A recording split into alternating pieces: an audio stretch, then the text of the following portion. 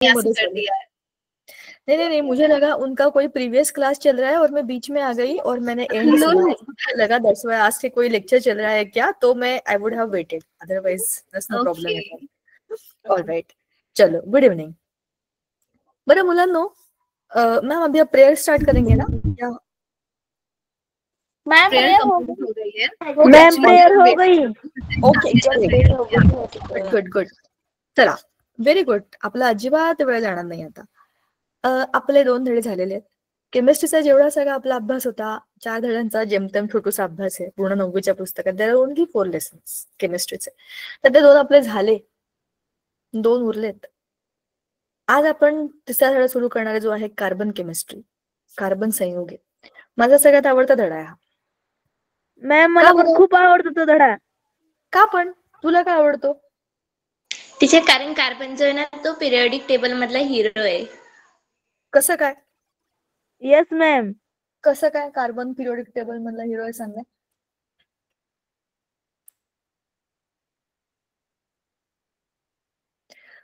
आता तुम्ही सांगताय, सांगा वेदिका, कोणी सांगा. काय टीचर, काय प्रश्न विचारला? प्रश्न असा विचारला की तुम्ही म्हणालात की कार्बनचा धडा आम्हाला फार आवडतो, तर तुम्हाला का आवडतो? तर तो म्हणे पिरियोडिक टेबल मधला हिरो आहे. मग कसं काय हिरो आहे, असा मी प्रश्न विचारला, तसं मला आता उत्तर द्या. टीचर आवडतं असं मी नव्हते बोललेली, बट म्हणजे तुम्ही सांगितलेलं होतं की तो जो कार्बन जो आहे तर तो पिरियोडिक टेबल मधला हिरो आहे. तेवढंच. म्हणजे मागच्या पुढे तुम्हाला काय माहितीये का? म्हणजे मी तर असं भरपूर काय काय सांगत असते, पण तुम्हाला त्यातलं काही माहितीये का? किंवा तुम्ही काही वाचलंय का? किंवा धडा वाचलाय का? तुम्हाला असं काही इंटरेस्टिंग वाटलंय का? ते आधी सांगा, मग धडा सुरू होणारच आहे. सॉरी मॅम, माहित नाही मला. It's okay. सॉरी का त्याच्यामध्ये? अरे हे बघा, आपल्या लेक्चरमध्ये कोणाचंही कोणतंही उत्तर चुकीचं नाहीये, तुम्हाला असंही माहितीये. तुम्ही काहीतरी ऐकलं असेल किंवा तुम्हाला मी जे काही बोलले त्याच्यातनं अशी एक्साइटमेंट वाटली असेल की ओ कार्बन कोणतरी सुपर हिरो आहे, तर असं काही आहे का? तर खरंच तो आहे. तुम्हाला मी त्याची स्टोरी सांगितली होती का? कार्बनची गोष्ट सांगितली होती का मी? मला वाटतंय बहुतेक नाही सांगितली तुम्हाला. चला, मी तुम्हाला एक गोष्ट सांगते. एक होता वर्ग, त्या वर्गामध्ये नाही सांगितली. ओके, त्या वर्गामध्ये खूप सारी मुलं होती आणि प्रत्येक वर्गामध्ये असे पहिला, लावण्य तुला काय सांगायचंय?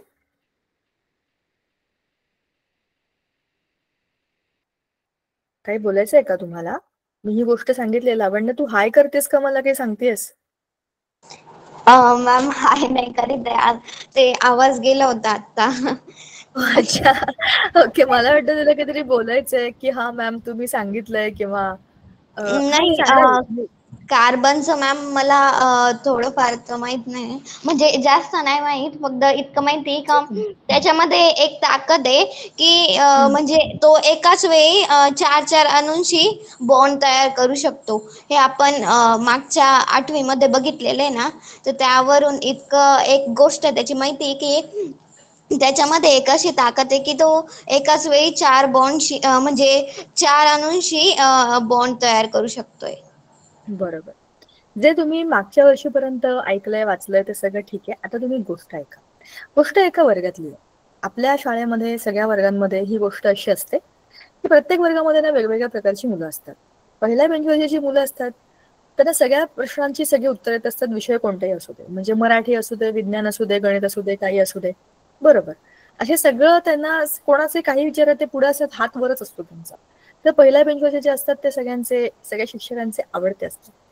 जे बॅक बेंचेस असतात ना, ते स्पोर्ट्समध्ये चांगले असतात. ते बाहेरच्या सगळ्या ऍक्टिव्हिटी करण्यामध्ये खरं हुशार असतात. म्हणजे ते बॅक बेंचर आहेत. असं जे कसं ना, बॅक बेंचर, त्याचे एक सिम्बॉल लावलेलं असतं त्यांच्या डोक्यावरती.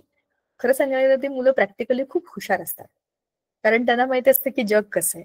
हे पहिल्या बेंचवरचे जे असतात ते पुस्तकी किडे असतात. त्यांना सगळं येत असतं पुस्तकातलं, पण बाहेर कोणी काही केलं तर काय करायचं हे त्यांना खरं माहिती नसतं, कारण की त्यांचं विश्वदय नसतं. तर त्यांच्या अभ्यासामध्ये पुढच्या गोष्टी काय करायच्या हे त्यांचं डोकं सुरू असतं दुसरीकडे. त्याच्यामुळे त्यांना या बाहेरच्या रिकाम्या गोष्टींचं काही देणं घेणं नसतं. जे मागचे असतात त्यांना बाकीच्याच गोष्टींचं देणं घेणं असतं. जे आदले मधले असतात ते न इकडचे ना तिकडचे असे असतात. जसे आपल्या पिरियोडिक टेबल मध्ये इकडे मेटल आहेत, इकडे नॉन मेटल आहेत आणि मध्ये मेटलॉइड्स आहेत. मेटलॉइड्स हे पण नाही ते पण नाही, पण दोघांचे गुणधर्म आहेत ना. जे असे इन बिटवीनच असतात, की ते असे फर्स्ट बेंचर पण नाही आणि बॅक बेंचर पण नाही, ते आदले मधले एव्हरेज असतात. तर ते जे लोक असतात ना, असे वर्गामध्ये मॅक्झिमम असतात बरं का. म्हणजे पहिल्या बेंचवरचे टॉपर 10 असतात, 15 असतात, 20 असतात. 100 मुलांच्या मधले म्हणते मी. बॅक बेंचर असतात 15-20 असतात. मॅक्झिमम सगळी संख्या ही मिडलर्सची असते, मधलेच असतात ते. ह्या मिडलर्सच्या लाईफचा खूप मोठा क्रायसिस असतो. त्यांना असंही व्हायचं नसतं, त्यांना तसंही होता येत नाही. शिवाय त्यांच्यावरती खूप प्रेशर असतं. चांगले मार्क मिळायला पाहिजे, ऍडमिशन मिळायला पाहिजे, आपल्याला जे हवं ते करता यायला पाहिजे. घरून टॉर्चर असतो तो वेगळाच. त्याला बघ, तुझ्या बरोबरच असतो तो, तुझ्या एवढाच येतो, तो हे पण करतो, तो ते पण करतो, तो ते पण करतो, ते एक वेगळंच. आणि मागचे त्यांना सारखे खुणावत असतात, आमच्यात ये, आमच्यात ये, आमच्यात ये, आम्ही काही करत नाही, तुम्ही काही करू नको, असे ते अडकलेले असतात मध्ये. आणि त्यांना स्वतःला खूप गोष्टी माहिती असतात, मला हे येतं ते येतं, ते म्हणजे बिचारे बोलू नाही शकत. असं असतं खूपदा. बोलणारे वेगळेच असतात, न बोलता आगाऊपणा करणारे वेगळेच असतात, आणि हे बिचारे इन बिटवीनस मध्ये फसलेले असतात. तर असं होतं की त्या वर्गातली मुलं ती सगळी 5वी, 6वी, 7वी, 10वी पर्यंत एकत्र असतात. छान त्यांची मैत्री असते, सगळे मोठे होतात, एकत्र 10वीची परीक्षा देतात बोर्डाची, 11वी 12वी कॉलेज जातात आणि आपापल्या मार्गाला जातात. 30-35 वर्षांनंतर नाही ग, पिरियोडिक टेबल पाठ नसतं करायचं. आता थांब, आता गोष्ट ऐका, मध्ये मला डिस्टर्ब करू नका, मला लिंक तुटते माझ्या गोष्टीची. तर 35 वर्षानंतर ते ठरवतात की आपण आपल्या वर्गाचं रियुनियन करूया. रियुनियन करायचं म्हणजे 35 वर्षांनंतर. तुम्ही विचार करा, सगळे आता त्यांच्या 40-50 मध्ये गेलेले असणार आहेत. 10वी एकत्र गेलेले लोक एक 30 वर्षांनंतर एक 30+16 40 46 50च्या आसपास आलेले असतात सगळे. अँड एव्हरीबडी इज लाईक की चला आपण आपल्या जुन्या मित्रांना भेटूया, असं ते रियुनियन करतात. मग सगळे एकमेकांना भेटतात आणि मग अरे हा बघ, हा हा कसा होता, हा स्पोर्ट्समन होता, हा बघ कसं झालाय आता, असं बारका बुरका झालाय, असं म्हणतात. ज्या मुली एकदम अशा स्टायलिश आणि एकदम अशा छान 2 वेण्या बिण्या घातलेल्या, एकदम क्यूट लिटिल अशा छान असतात, त्यांच्या असे केस बिस पांढरे झालेले असतात आणि त्या एकदम अशा वेगळ्याच दिसत असतात. जे असे आदले मधले होते त्यांच्यापैकी कोण काय करतंय, कोण काय करतंय ह्याच्याबद्दल चर्चा सुरू असते पूर्ण वर्गामध्ये. शाळेमध्ये असताना एक मुलगा असा असतो ज्याच्याकडे कोणाचंच काहीच विशेष लक्ष नसतं, तो सामान्य असतो, सामान्यातला सामान्य. 35 वर्षांनंतर जेव्हा सगळे एकमेकांशी बोलतात तर तो चेहऱ्याने सगळे ओळखत असतात ना एकमेकांना. तू काय करतोयस? मी बऱ्याच गोष्टी करतोय म्हणाला. नक्की काय करतोयस तू? कोणीतरी शेअर मार्केटमध्ये असतो, तो तिकडचं बोलतो, तो म्हणतो हा त्या शेअर्सचं असं असं आहे, माझ्या कंपनीचं त्याच्यामध्ये आहे इन्व्हेस्टमेंट. अच्छा, तू शेअरमध्ये तुझी कंपनी आहे? म्हणतो हो, ही कंपनी आहे माझी. तिथे काहीतरी डेअरी प्रोडक्टचं चाललेलं असतं, तिकडे पण त्याचा काहीतरी प्रोडक्ट असतो. तिकडे फार्मिंगचं चाललेलं असतं, तिकडे पण त्याचं काहीतरी असतं. तिकडे AI टेक्नॉलॉजीचं डिस्कशन चाललेलं असतं, तिकडे पण त्याचं असतं. इकडे एज्युकेशन बद्दल बोलणं चाललं असतं, इकडे पण हा असतो.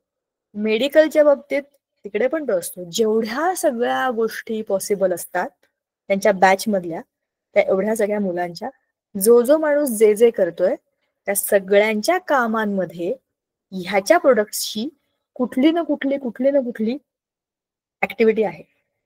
आता मला सांगा, एवढी वर्ष जो शांत होता वर्गामध्ये, तो पहिल्या बेंचवर पण नाही, शेवटच्या बेंचवर पण नाही, पण त्याला तसं माहित होतं की तो काय करू शकतो. त्याने स्वतःचे लिंकेजेस बनवले. म्हणजे मला हे चांगलं येतं का, ठीक आहे, मी ह्याला धरून काय करू शकतो, ह्याच्या बरोबर कोलॅबोरेशन, त्याच्याबरोबर कोलॅबोरेशन, त्याच्याबरोबर सगळ्या लोकांबरोबर जे ऑलरेडी वेगवेगळ्या क्षेत्रामध्ये बिझनेस करतात त्यांच्याबरोबर स्वतःच्या कंपनीज कोलॅबोरेट केल्या आणि स्वतःचं असं मोठं असं विश्व तयार केलं.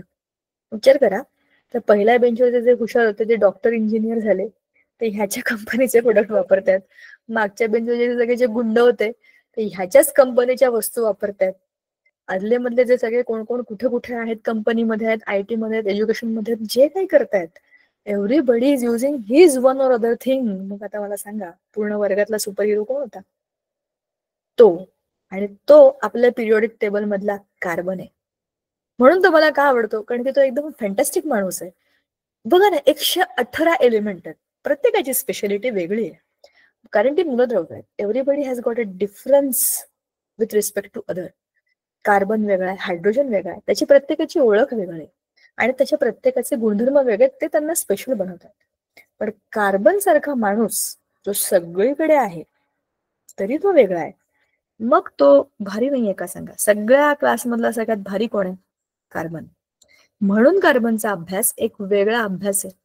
एकट्या कार्बनची एक केमिस्ट्री आहे, एक ब्रांच आहे केमिस्ट्रीची, ज्याला ऑर्गॅनिक केमिस्ट्री म्हणतात, जी फक्त आणि फक्त कार्बन चालवतो.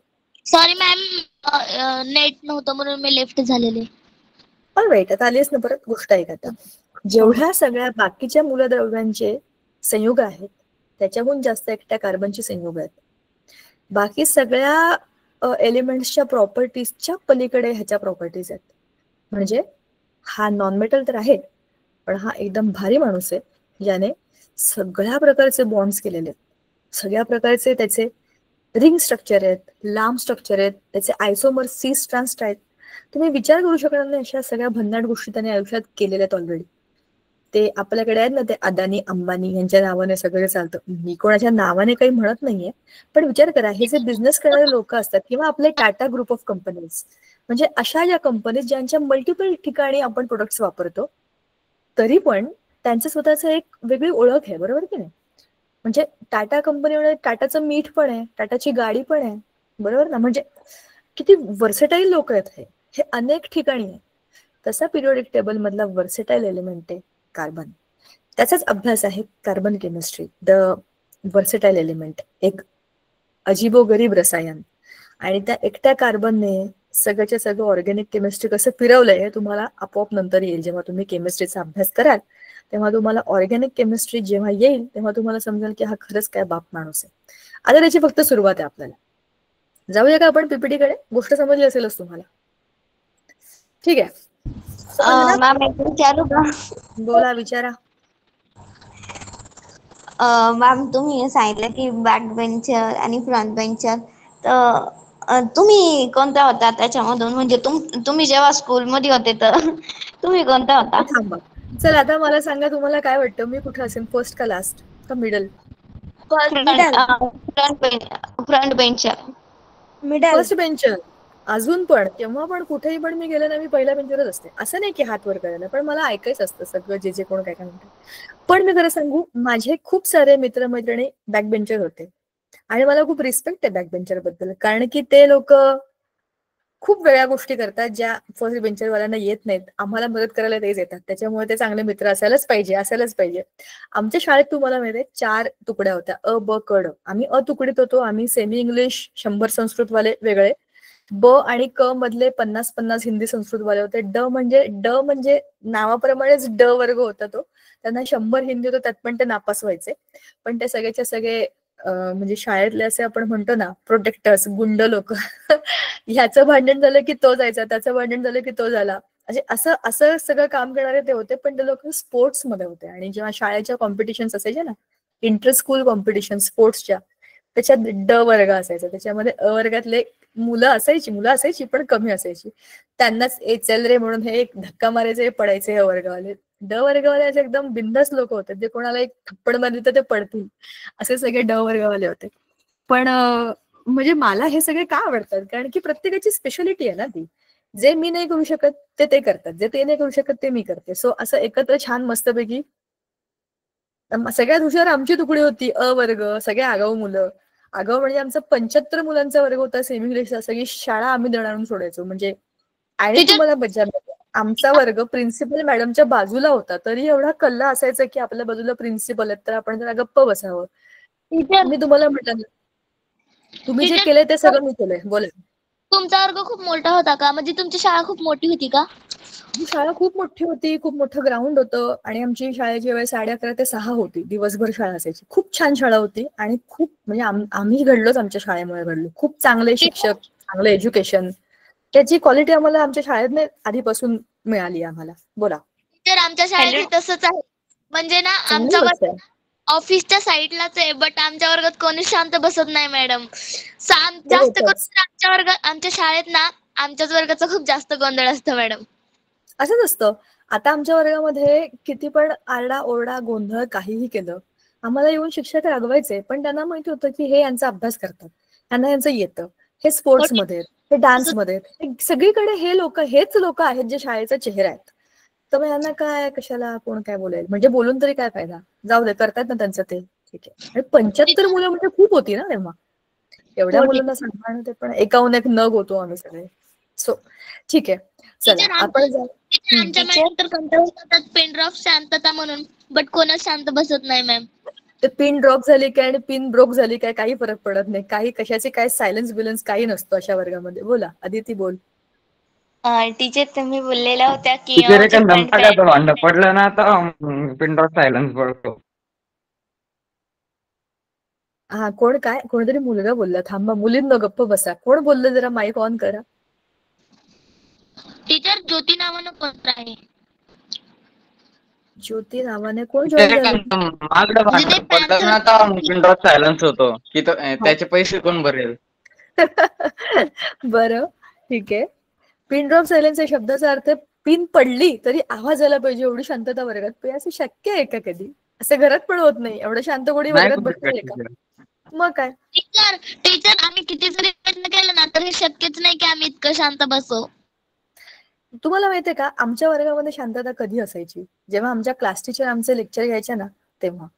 खरंच पिन ड्रॉप सायलेन्स असायचा. कारण त्या आमच्या क्लास टीचर होत्या आणि त्या आमच्याशी बोलायच्या. आणि टीचर आमच्याशी बोलायच्या.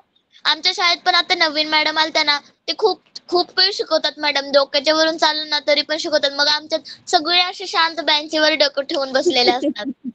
नाही मी सांगते ते टीचर एक्झॅक्टली आमचे सर उलट आहे. पण तसे शिकवतात टीचर. नाही नाही मी हे जे सांगतेय ना ते वेगळं सांगते. आता मी तुमच्याशी ज्या गोष्टी बोलते की नाही, बऱ्याच गोष्टी बोलते त्या आपल्या धड्यातल्या नाहीयेत, पुस्तकातल्या नाहीयेत, पण मी तुमच्याशी बोलते. मी तुमच्याशी बोलतेय, तुमच्याबद्दल नाही बोलते, तुमच्याशी बोलतेय. माझ्याबद्दल बोलते, तुमच्याबद्दल बोलते, जनरल बोलते, पण तुमच्याशी बोलते मी. तर हे जे बोलणं आहे ना हे आमच्याशी आमच्या क्लास टीचर बोलायच्या. त्यांच्या वर्गात पिन ड्रॉप सायलेन्स कारण त्या आमच्याशी बोलायच्या. तुझं काय चाललंय, तुझा अभ्यास कुठपर्यंत आलाय, काही प्रॉब्लेम. काही मुलांच्या घरी खरंच जेन्युइन प्रॉब्लेम असतात. ते प्रॉब्लेम आहे का? हे जेव्हा आपले शिक्षक आपल्याशी बोलतात ना तेव्हा असं वाटतं की ही व्यक्ती आहे जिच्याशी आपण आपले खरंच प्रॉब्लेम शेअर करू शकतो. मग Yes. सगळे बॉन्ड स्ट्रॉंग बॉन्ड. आता मी खरं सांगू का, किती वर्ष झाली म्हणजे 10वी होऊन किती वर्ष झाली आहेत त्या मॅडमना आम्ही भेटलो पण नाहीये. आणि लग्नानंतर ते सगळं शहर बदललं, सगळं बदललं, पण त्या मेमरीज आहेत आमच्या मनामध्ये कायमच्या, आमच्या शाळेच्या, ज्यांनी आम्हाला घडवलं. टीचर तुम्ही त्यांच्या कॉन्टॅक्ट मध्ये तर असाल ना? अगं त्यावेळेला फोनच नव्हते, नंतर मोबाईल आले. आम्ही जेव्हा कॉलेजमध्ये होतो तेव्हा ते छोटे फोन आले, फेकून मारला तरी तुटायचे नोकियाचे डब्बे, ते तेव्हा आले. त्याच्यानंतर तुमच्या लहानपणापासून हे सगळे स्मार्टफोन आले. त्यावेळेला शिक्षकांकडे कोणाकडेच नव्हते. एसटीडी वरनं आम्ही फोन करायचो, गावी फोन करायचो तेव्हा. आणि ते दिवसच पूर्ण वेगळे होते आणि लोकही खूप वेगळे होते. म्हणजे ते फक्त खऱ्या शाळा आणि खरे शिक्षक अशा ह्याच्यातनं आमचं शिक्षण झालं. तुम्हाला खरं सांगू, माझ्या प्रायमरी स्कूल मधल्या प्रिन्सिपल मॅडम जोशीबाई ज्या होत्या त्या एकदा मला प्लॅटफॉर्मवर भेटल्या लोकल पकडताना. मी आणि त्यांनी तिकडनं मला आवाज दिला, दीक्षित. आणि मी धावत गेले त्यांच्याकडे. मी तिकडे नमस्कार केला, तुम्ही इथे काय करताय? आम्ही मुलुंड स्टेशनला भेटलो. ते म्हणाले अगं मी कार्यक्रमाला आले होते. मुलुंड ते डोंबिवली आम्ही दोघी ट्रेनमध्ये बसलो होतो. त्या माझा हात धरून बसल्या होत्या आणि मी पण त्यांचा हात असा घट्ट धरून बसला होता. आमच्या 7वी पर्यंतच्या शाळेतल्या त्या क्लास टीचर होत्या आणि त्या स्वतःहून माझ्याशी त्या इतक्या चांगल्या बोलत होत्या, इतक्या छान गप्पा मारत होत्या. तुझं काय चाललंय, सध्या काय करतेस? मला असं वाटलं की मी म्हणजे शाळेच्या काळामध्ये ना काहीतरी कमवलंय. आमचे प्रिन्सिपल मॅडम आता पण, मी आता बीएड कॉलेजला होते, आमचे प्रिन्सिपल मॅडम असतील, आमचे टीचर्स असतील, स्टुडंट्स असतील, अगदी पिऊन काका असतील, सगळे माझ्याशी बोलतात मी कधीही गेले तरी. कारण की मी सगळ्यांशी बोलले होते. मॅडम आमच्या शाळेत एक मॅडम आहेत. मग मी त्यांना ना माझे सगळे प्रॉब्लेम सॉल्व्ह करते आणि लगेच ते मॅडम सोल्युशन पण देतात वरतून. ठीक आहे, सांगायचा मुद्दा आहे बॉन्डिंग. कसंही आपण काही फरक नाही पडत ना आपण कोणाशी बोललो काय नाही बोललो काय, पण आपण कोणाशी कसं वागतो ह्याच्यावरती अवलंबून आहे की आपण कसे आहोत ना, तेच आपलं नेचर आहे. सो तुम्ही कुठलं तरी काम आहे म्हणून कोणाशी तरी बोलायला जाल आणि काम संपलं की तुम्ही सोडून द्याल, तर मग लोक तुमच्याशी तसंच वागणार आहेत. पण त्याच्याही पलीकडे एक माणूस म्हणून आपण एकमेकांशी चांगलं वागू शकतो, कोणी असू शकतं त्याच्यामध्ये. बसमध्ये आपल्या बाजूला बसलेल्या व्यक्तीला आपण ओळखत पण नाही आणि पुढच्या स्टॉपवर आपण उतरणार पण असतो. 2 मिनिटाकरता तुम्हाला पाणी हवंय का, दिसतंय आपल्याला, त्याला बरं वाटत नाही, पाणी हवंय का विचारलं नाही की आपलं पाणी संपणार असतं का, तो खरंच घेणार असतो. पण खरंच कोणाला गरज असेल तर का नाही विचार करायचा, म्हणजे मी तरी असा विचार करते. सो हे माझं शाळा आणि माझं कॉलेजचं प्रकरण आहे. पण मी फर्स्ट बेंचर होते. पण आमच्या वर्गातला कार्बन आहे, आमच्या वर्गात पण एक कार्बन होता. त्याच्याबद्दलची स्टोरी पुढच्या वेळेला मी सांगेन. आता आपण धड्याकडे जाऊ, ठीक आहे? मागचा बराच वेळ आपण जनरल डिस्कशन करतोय, आता आपण खरं खरं कार्बन कडे जाऊया. आणि carbon is an interesting topic to discuss. बोला. 20 मिनिट बाकीची चर्चा करत होतो. नाही, बाकीचे नाही, रिलेटेड येतो. आपला कार्बन कसा लक्षात राहील त्याची चर्चा आहे. बोला. टीचर, तुम्ही बोललेल्या की फर्स्ट बेंचर जे असतात तर ते अभ्यासातले पूर्ण किडे असतात. खूप असतात, सगळेच नसतात. आणि तुम्ही म्हणतायत की तुम्ही पण फ्रंट बेंचर होतात, बट तुमच्यामध्ये अभ्यासासोबत आहे ना इतके टॅलेंट आहे ना, म्हणजे मी युट्यूबवर पण बघते ते व्हिडिओज वगैरे, आणि आता जे व्हिडिओ आलेला होता तर एक सोबत 2 काम म्हणजे टॅलेंटच आहे हे पण एक. हो, म्हणजे अरे वेगवेगळ्या प्रकारचे लर्नर्स असतात. लर्नर म्हणजे जे शिकणारे. मल्टिपल टॅलेंटेड लोक जे असतात ते एका वेळेला खूप गोष्टी करतात. मी खरं सांगू तुम्हाला, मी जेव्हा 10वीतनं पास आउट झाले ना, तर मला हा प्रॉब्लेम होता की मी नक्की काय करू. म्हणजे मला डान्सिंग आवडतं, मला ऍक्टिंग आवडतं, मला सिंगिंग आवडतं, मला टीचिंग आवडतं, आणि मला भरपूर नवीन गोष्टी करून बघायला आवडतात.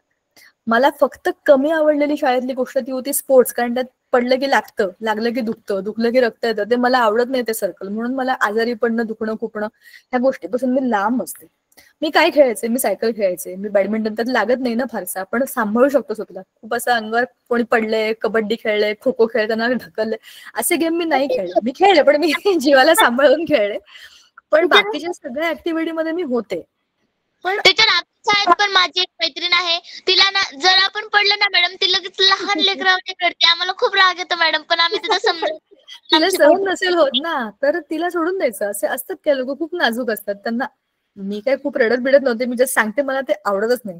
दुसरं कोणी खेळलं, झडलं, लागलं, त्याला सहन होत असेल, व्हेरी गुड, पण ते please don't come to me to say this की चल चल चल आपण खेळूया. मी नाही खेळणार ते. तिला जर समजावायला गेलं ना तर ती खूप चिडते दुसऱ्यावर मॅडम. आणि आम्ही म्हणलं ना तू काही लहान लेकरावानी रडती, तर ती म्हणते मला रडू येतं, मी रडून माझं मन व्यक्त करून दावते, तुम्ही रडत नाहीत असं म्हणते मॅडम. ती वेगळा एलिमेंट आहे, तिला तसंच राहू द्यायचं. ती त्या एलिमेंटची प्रॉपर्टी तशी आहे ना, त्याला आपण का बदलावायला जायचं. तो आपल्यासारखं नाही होणार. Every element is different. बघा पिरियोडिक टेबल तुम्हाला लक्षात आहे का, 118 लोक वेगळे वेगळे. हा याच्यासारखं होऊ शकत नाही, तो याच्यासारखं होऊ शकत नाही. तिला का बदलाय, तुला रडू येतं का ग, तू रडून घे, बरं वाटलं की तू माझ्याशी बोलायला, संपला ना विषय.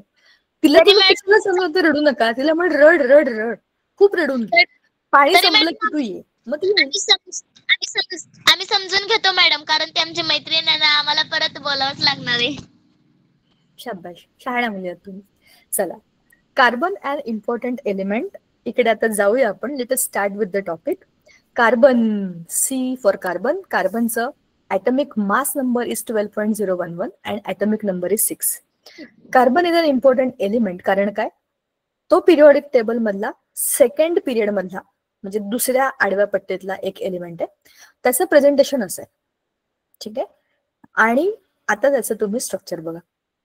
त्याच्या सगळ्या प्रॉपर्टी तुझ्या स्ट्रक्चर मध्ये लपलेल्या आहेत. Introduction to carbon. What is carbon? Carbon is nothing but this interesting structure. Nucleus मध्ये, केंद्रकामध्ये प्रोटॉन आणि न्यूट्रॉन. किती सगळं आपण मोजू. बाह्यतम कक्षेमध्ये 4 इलेक्ट्रॉन, त्याच्या आतमध्ये 2, म्हणजे एकूण 6 इलेक्ट्रॉन. जेवढे इलेक्ट्रॉन तेवढे प्रोटॉन, म्हणजे प्रोटॉन जर 6 आहेत तर इलेक्ट्रॉन 6 आहेत, कन्फर्म. न्यूट्रॉनची संख्या पण याच्यामध्ये 6 आहे. मग proton plus neutron is equal to 12, that is your atomic mass number. Your atomic number is number of electrons in the all the shells 6, आणि व्हॅलेन्स शेल मधले 4. मग युअर व्हॅलेन्सी इज 4, म्हणजे व्हॅलेन्सीचा अर्थ तुमची संयुजा 4. कार्बनच्या बाबतीमध्ये एवढे वैशिष्ट्यपूर्ण गुणधर्म असण्याचं कारण त्याची रचना. छोटूसा चिंटुकला, 4 इलेक्ट्रॉन बाह्यतम कक्षेमध्ये. 4 इलेक्ट्रॉन देऊ पण शकत नाही, 4 इलेक्ट्रॉन घेऊ पण शकत नाही. आयुष्यात स्थैर्य तर पाहिजे, बरोबर. स्थैर्य मिळवण्याकरता सगळे धडपडतायत. आपल्या रांगेतल्या वाव सारखं त्यांना व्हायचंय, बरोबर. त्याच्याकरताची जी धडपड आहे, त्याच्यामध्ये आता या कार्बनला अष्टक पूर्ण असेल तर 4 इलेक्ट्रॉन वाढवावे लागतील, किंवा हे 4 इलेक्ट्रॉन देऊन टाकावे लागतील तर द्विक पूर्ण होईल. 4 इलेक्ट्रॉन देणं ही खूप जीवावर येणारी गोष्ट आहे. तुम्ही विचार करा, तुमच्याकडे कंपॉस मध्ये असलेल्या, तुमच्याकडे भरपूर पेन आहेत, एक पेन त्या मुलीला देऊन टाक म्हटलं की तुम्हाला माझा पेन आहे, मी का देऊ. साधा पेन 2-3 रुपये पण देवत नाही आपल्याला, तर त्या ऍटमला 1 इलेक्ट्रॉन देणं किती जीवावर येत असेल. 2 इलेक्ट्रॉन देणं त्याच्याहून वाईट, 3 इलेक्ट्रॉन देणं ऑलमोस्ट रडेल तो, आणि 4 इलेक्ट्रॉन दिले तर मरूनच जाईल तो, इतकं दुःख होईल त्याला. मी 4 इलेक्ट्रॉन दिले, माझे 4च होते, 4चे 4 देऊन टाकले. म्हणून कार्बन 4 इलेक्ट्रॉन देऊ शकत नाही. 4 इलेक्ट्रॉन घेणं त्याच्याहून पण दुष्कर परिस्थिती. त्याच्या बाह्यतम कक्षेमध्ये 4 इलेक्ट्रॉन आहेत, तो छोटा आहे, साईज छोटी आहे त्याची, त्याच्यामध्ये जेवढी जागा आहे त्याच्यामध्ये 4 इलेक्ट्रॉन फिरत आहेत. 5वा इलेक्ट्रॉन आला, ठीक आहे, ऍडजस्ट करून घेऊया. 6वा इलेक्ट्रॉन आला, ठीक आहे, सांभाळून घेऊ त्याला. पण 7वा आला, ये बाबा आता तू पण ये. 8वा आला की मग मात्र त्यांची कॅपॅसिटी संपून जाते, भांडण होतं, जागा कमी आहे ना. आपल्या घरामध्ये एका खोलीमध्ये आपण 6 माणसं राहतो, कसं तरी राहतो, छोटी जागा आहे, आपण आपलं ऍडजस्ट करून राहतोय. त्याच्यामध्ये आणखीन 2 लोक आले, ठीक आहे बाबा 2 दिवसाकरता आलेच जातील, पाहुण्यात जातील. 6चे 8 मॅनेज झाले. आणखीन 2 आले, 6चे 10, ठीक आहे ठीक आहे ठीक आहे. आणखीन 2 आले, म्हणजे 6चे झाले 12. तेवढूशा खोलीमध्ये जिकडे 6 लोक पण मावत नाही तिथे 12 लोक तुम्ही कोणताय, मग ते कसं काय होणार आहे. ते एकमेकांची भांडणार नाही का, मारणार नाही का एकमेकांना, एकमेकांच्या हातावर पाय, पायावर पाय पडून झोपणार नाहीत का, ते जागाच नाही ना. आणि ते एकमेकांना ढकलतील ती गोष्ट वेगळीच. म्हणजेच इलेक्ट्रॉन मध्ये रिपल्शन होतं जेव्हा इलेक्ट्रॉन एकमेकांच्या जवळ येतात. ऑब्व्हियसली बाह्यतम कक्षेमध्ये 4 इलेक्ट्रॉन आहेत, 4 इलेक्ट्रॉन घेणं पण कठीणच आहे, देऊ शकत नाही, घेऊ शकत नाही. मग काय करायचं. बुद्धिमान माणसं त्याच्यातनं प्रॉब्लेमचं सोल्युशन शोधतात. शेअरिंग करायची टीचर. करेक्ट. मी देत पण नाही, मी घेत पण नाही, मी शेअर करतो. तुझं तुझ्यापाशी, माझं माझ्यापाशी, let us share, share and care. तुझंही मी वापरणार, माझंही तू वापर, आपण बॉन्ड बनव. ते लिहितात ना हिरव्या पेपरवरती, बॉन्ड पेपर. बॉन्डचा अर्थच आहे bonding. Bonding is between 2 elements और 2 ॲटम्स, जे काही त्यांचे शेल्स आहेत त्याच्यातल्या इलेक्ट्रॉन्सचं बॉन्डिंग. आता हा बुद्धिमान कार्बन आजूबाजूला असलेल्या, शोधात असलेल्या लोकांना बघत असतो, ज्याला त्याचं 1 इलेक्ट्रॉन 2 इलेक्ट्रॉन कमी पडतात, ते लोक भटकत असतात ना इकडे तिकडे, त्यांना पण स्थैर्य पाहिजे आयुष्यामध्ये. ते काय करतात, असे सगळे गरजू लोक एकत्र जमतात, कोणाचं कोणाबरोबर, कोणाचं कोणाबरोबर बॉन्डिंग होऊ शकतं हे बघतात. त्यातलं ते जे स्टेबल, हॅपी, बेटर कॉम्बिनेशन आहे तिकडे ते जातात आणि त्यांचं बॉन्ड बनतो. हे जितकं इझिली मी बोलते इतकं इझिली होत नाही. हे निसर्गामध्ये होत राहतं आणि निसर्गतः होत राहतं, ज्यामध्ये आपण काहीच करत नाही. ॲटमचं आयन होणं हे अतिशय स्वाभाविक असतं बरं का. आता तुम्हाला मी एक चित्र दाखवणार आहे, ते तुम्ही बघा आणि त्यातनं तुम्हाला काय समजतंय ते मला सांगा. 1 सेकंद, मी जरा ते शेअर करते चित्र, इकडे बघा आणि त्यात तुम्हाला काय समजतंय ते जरा बघा आणि मला सांगा.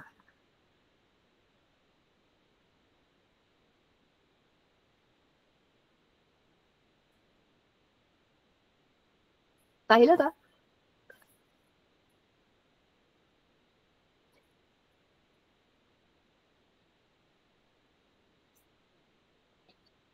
अरे काही कळतंय की नाही.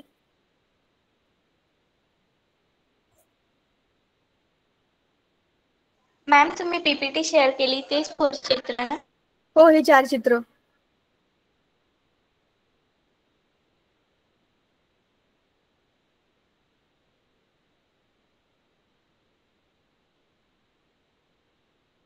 क्या हुआ भैया, कुछ समझ में नहीं आया. कोई नहीं, अपन डिस्कस करते हैं ना उसको, चिंता नहीं भाई. देखो मॅम फ्री स्टेट म्हणजे. फ्री स्टेट मुक्त अवस्था. फ्री स्टेट मुक्त अवस्था. मॅम हे फ्री स्टेट डायमंड कुठे मिळतात. फ्री स्टेट मध्ये, जिकडे फ्री स्टेट असते तिकडे. ऍक्च्युली सगळेचे सगळे हे जे आहेत ना, हे फॉसिल फ्युअल आहेत, जमिनीच्या खाली मिळतात. ग्राफाईट किंवा डायमंड, डायमंड तुम्हाला माहिती ना सोन्याच्या खाणी असतात, तशा हिऱ्याच्या पण खाणी असतात. त्या हिऱ्यांच्या खाणीमध्ये काय दबलेलं आहे, कार्बनच आहे तो. जरा पुस्तकात जाऊ, म्हणजे ही सगळी संकल्पना तुमची क्लिअर होईल आणि त्या कार्बनला जरा पुस्तकात कसं दाखवलंय ते पण जरा बघूया आपण. ठीक आहे, हा धडा इथूनही जरा बघायला पाहिजे आपण. कार्बन एक महत्वाचे मूलद्रव्य. आपण काय काय बघणार. कार्बनचा आढळ गुणधर्म अपरूप आहे. अपरूप आहे म्हणजे त्याचे अनेक रूप ज्याच्यामध्ये तो आपल्याला सापडतो त्याला आपण म्हणतो ॲलोट्रॉप्स, बरोबर ना. कोणत्या रंगाचा पेन आहे रे हा? काळाशी, मला नको काळ, ब्राऊन बरं. ठीक आहे.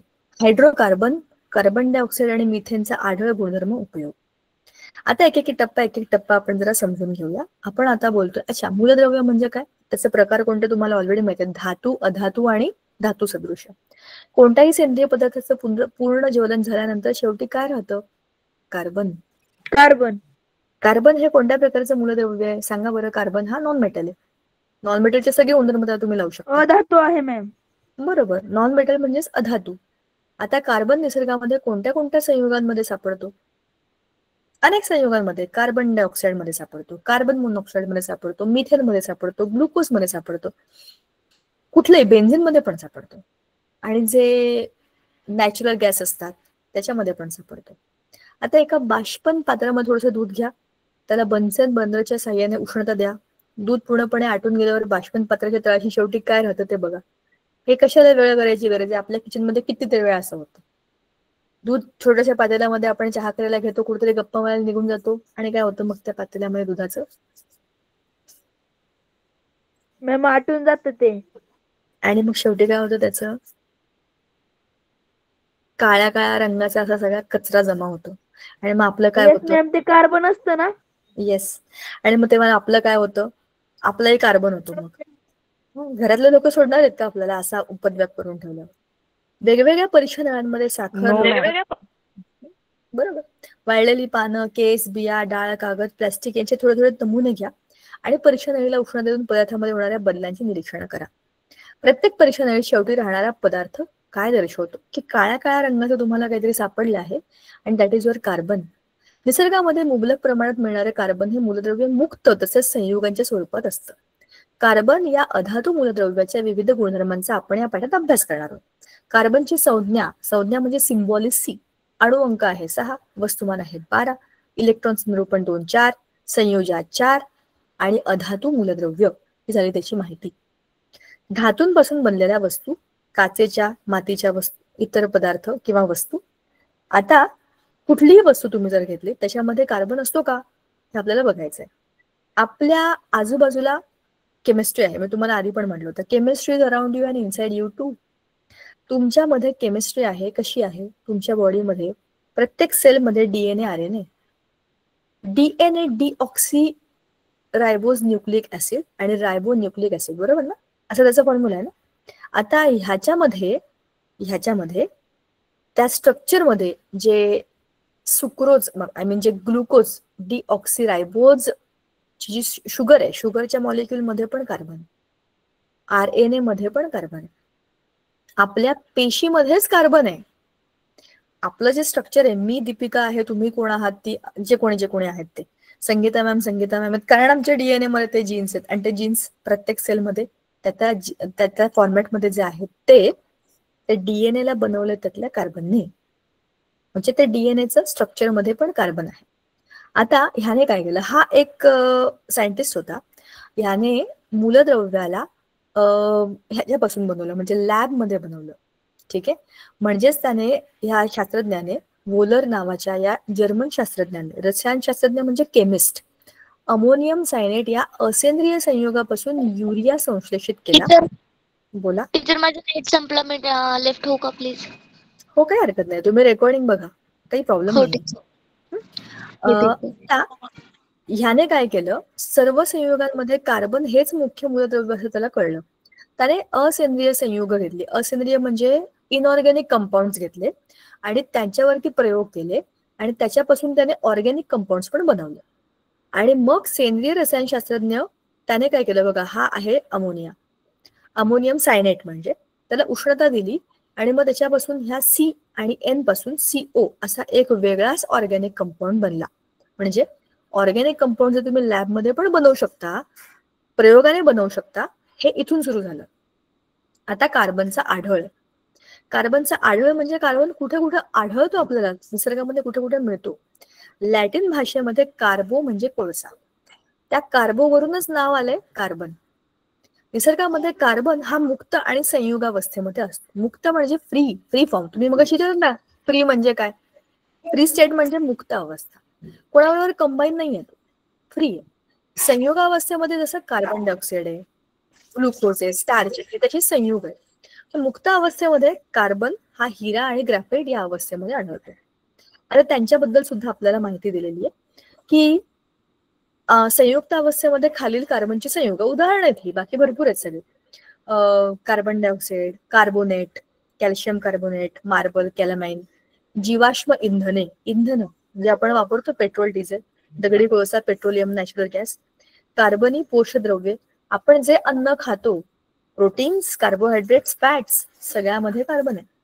नैसर्गिक धागे, कापूस, लोकर, रेशीम, कारण ह्या नैसर्गिक प्रक्रियांमध्ये कार्बन आहे.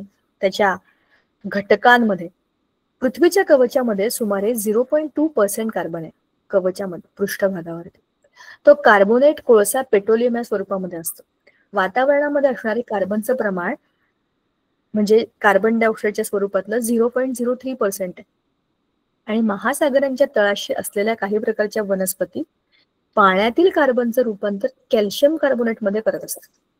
पाण्यामधलं जे कार्बनचं कंटेंट आहे ते खालचे सगळे काही प्राणी आहेत ते घेऊन कॅल्शियम कार्बोनेट दगडासारखे बनवत असतात खाली. म्हणजे कार्बन इज एव्हरीवेअर. पाण्यात सुद्धा आहे, जमिनीत सुद्धा आहे आणि हवेत सुद्धा आहे.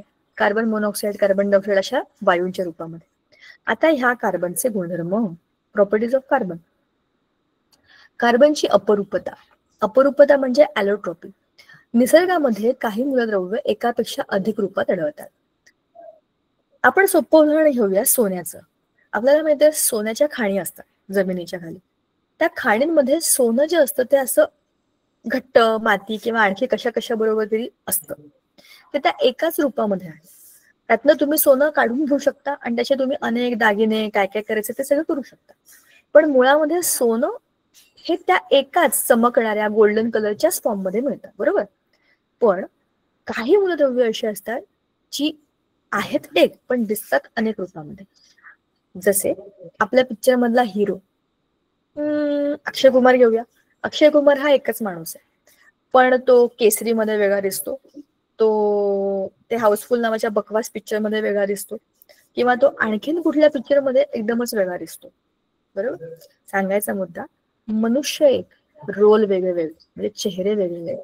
तसंच अपरूपतेमध्ये मूलद्रव्य, काही मूलद्रव्य एकापेक्षा अधिक रूपात आहे. मूलद्रव्य तेच कार्बनच, पण त्याचे चेहरे मात्र वेगळे, कम्प्लिटली वेगळे.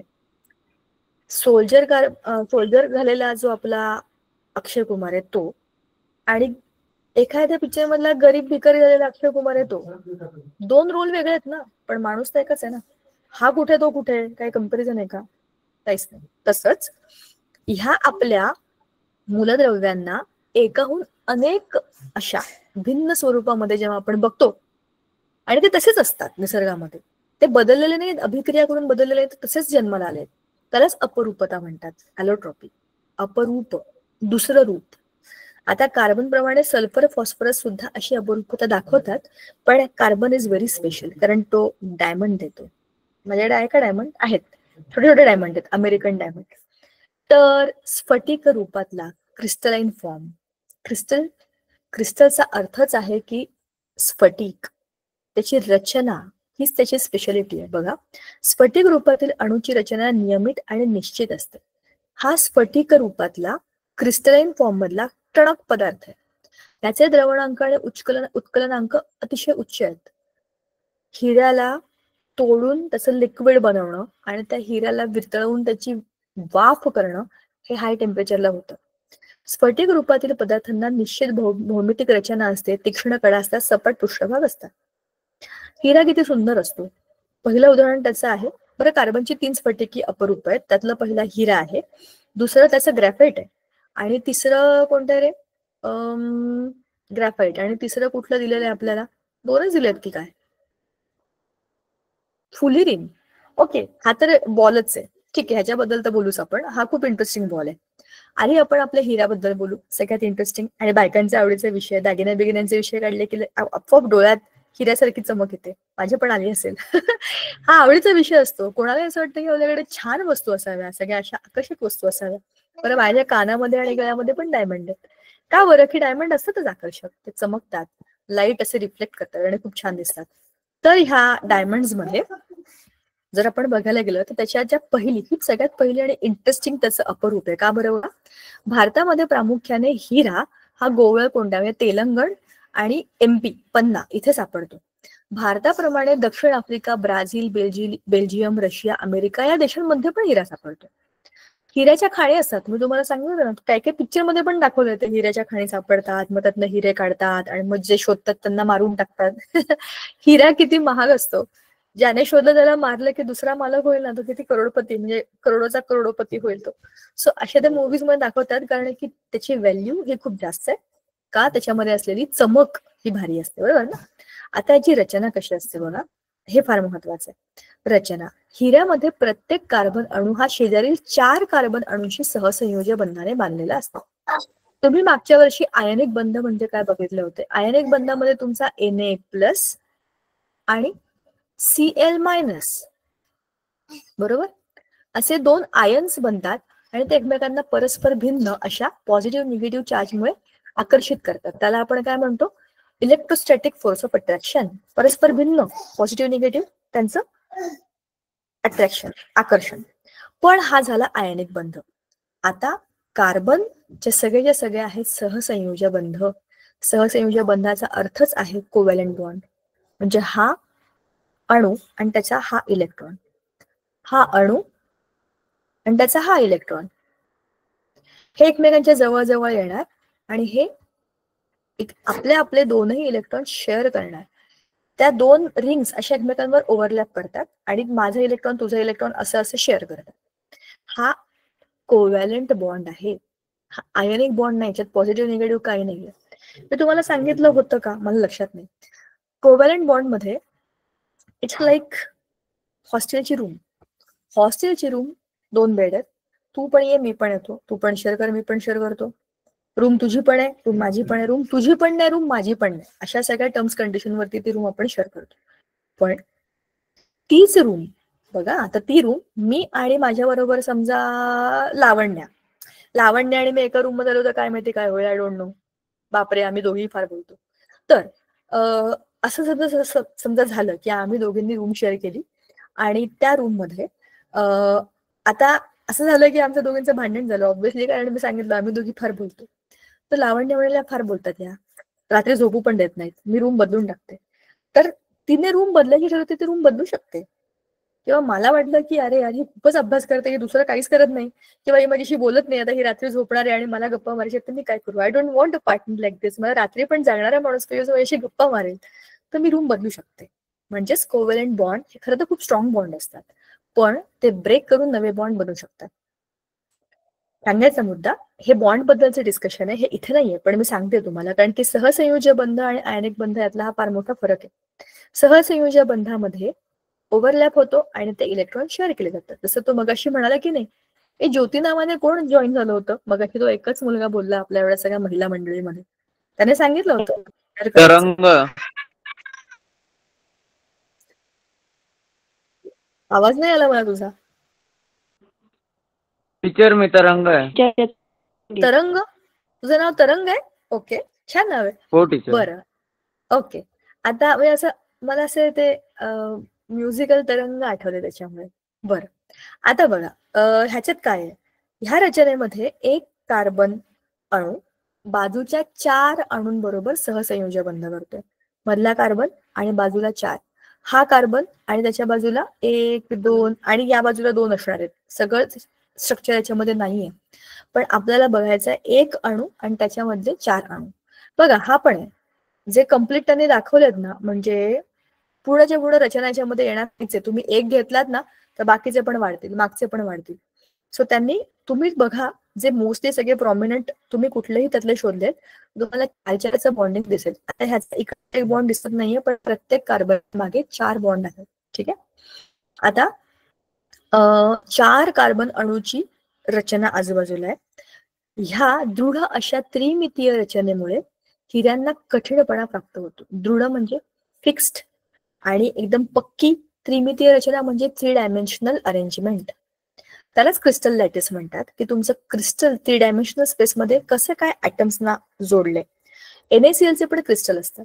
एनएच्या बाजूला सीएल, एका एनएच्या बाजूला 6 सीएल आणि एका सीएलच्या बाजूला 6 एनए असे ते एकमेकांना चिटकलेले असतात, म्हणजे जोडलेले असतात, मोठा रेणू बनतो.